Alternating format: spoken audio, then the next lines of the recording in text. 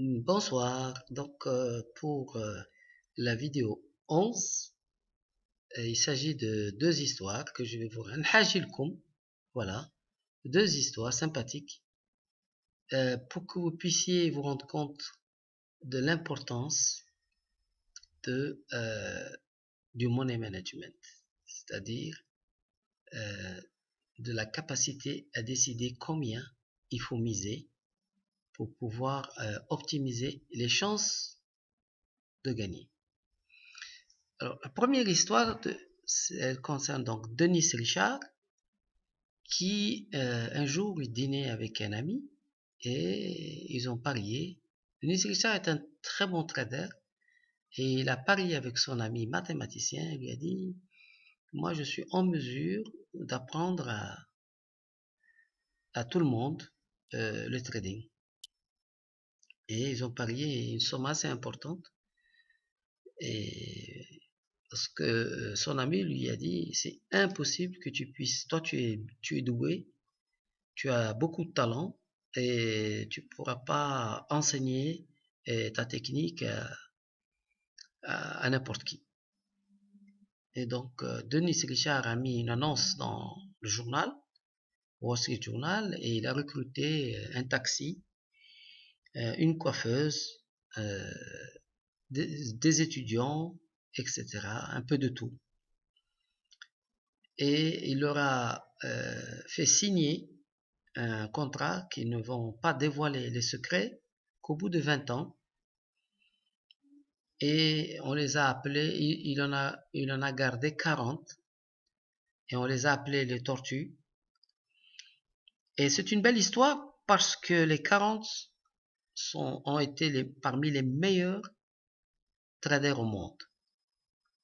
Et c'est la preuve qu'on peut enseigner le trading à des personnes qui n'étaient pas destinées en vérité à ce métier-là. Donc,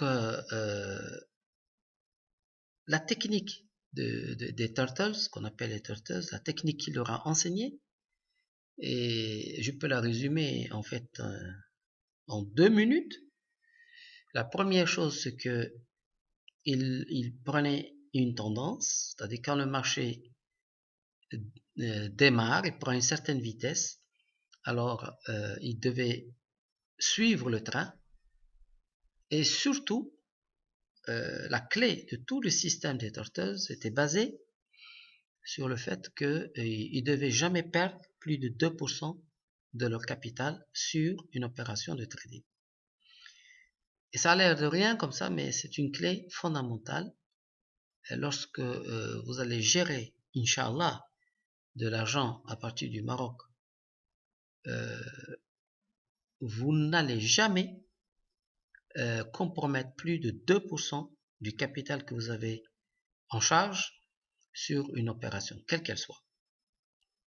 De cette manière, vous allez pouvoir contrôler le capital et si vous arrive de perdre 1, 2, 3, 4 fois de suite, vous avez toujours la capacité de revenir. Mais si vous perdez d'un coup 10%, alors ça devient compliqué mathématiquement déjà pour revenir. La deuxième histoire, c'est l'histoire de Ralph Vince qui s'est beaucoup penché sur le money management, autrement dit sur le calcul de combien on doit miser en fonction de notre probabilité de gain ou de perte. Il a invité 40 ingénieurs de toutes sortes, mathématiques, physique, chimie, de toutes sortes, donc des gens qui ont un esprit ingénieur. Il leur a donné une mise de départ de 10 000 $ et il leur a donné un jeu à espérance positive, à espérance mathématique positive. Autrement dit, s'ils appuient sur le bouton, ils ont 60% de chance de gagner. Et sinon, ils ont 40% de chance de perdre. C'est ça l'idée. Et s'ils misent, par exemple, 1 000 $, il va gagner 1000 $. S'il mise et s'il perd, il perd 1000 $. Donc, pour les mathématiciens qui me suivent, l'espérance mathématique de gain de ce jeu est largement positive. Et normalement, avec 40 ingénieurs qui vont jouer à ce jeu, on devrait avoir les 40 ingénieurs qui ont gagné de l'argent et beaucoup d'argent, puisque l'espérance mathématique de gain est positive. Mais la réalité est tout autre, puisqu'il n'y a que 2 ingénieurs sur 40 qui ont gagné de l'argent, et tous les autres ont perdu de l'argent, alors qu'on partait sur un principe de probabilité positive pour eux. Cet exercice et cette expérience est très célèbre parce qu'elle démontre que l'être humain n'est pas fait pour faire du trading sur les marchés financiers. Notre cerveau n'est pas adapté à prendre des décisions qu'il faut pour gagner de l'argent sur les marchés financiers. Ce qui explique pourquoi les forex, courtiers de forex, ont construit tout un business basé sur cette faiblesse humaine qui ne sait pas comment se comporter pour gagner de l'argent sur les marchés financiers. Non pas par manque de technicité ou par manque de connaissances, mais c'est surtout parce que la psychologie derrière, elle nous fait défaut. Et si, Inch'Allah, vous suivez les cours que je vais donner dans les salles de marché au Maroc, vous allez pouvoir contrer cette nature, vous allez réfléchir autrement et vous allez avoir la bonne approche pour ne pas tomber dans le piège que notre nature humaine, vers laquelle notre nature humaine nous pousse. Donc, Ralph Vince a pu démontrer que devant un jeu à espérance positive, des grands esprits vont quand même perdre de l'argent.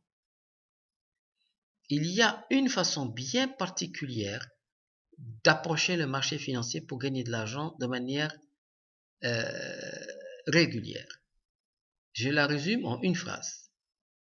Quel que soit le capital que vous avez entre les mains, lorsque vous décidez d'acheter ou de vendre, vous devez dès le départ être certain que quoi qu'il arrive sur le marché, vous n'allez pas perdre plus de 2% de votre capital.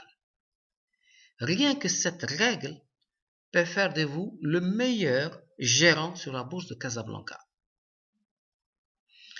Je vais vous dire pourquoi. À la bourse de Casablanca, quelqu'un qui a 1 million de dirhams, il va investir dans, disons, 10 actions et il va se permettre de perdre sur les 1 million de dirhams jusqu'à 100 000, 150 000. Il va commencer à dire, tiens, qu'est-ce que je fais maintenant? Et c'est déjà mal parti.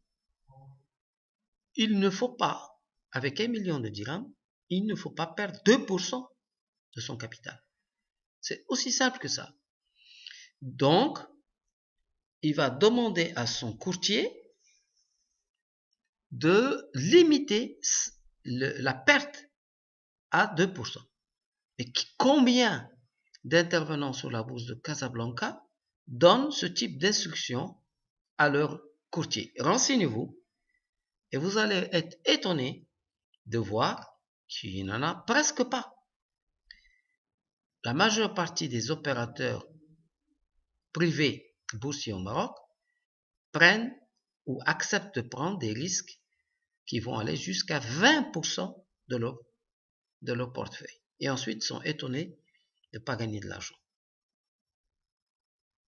Voilà, donc c'est 2 petites histoires sympathiques que j'ai le plaisir de partager avec vous. Et pour la vidéo 12, on va passer à des exercices aussi pour essayer de vous faire fonctionner un petit peu l'esprit. À tout à l'heure.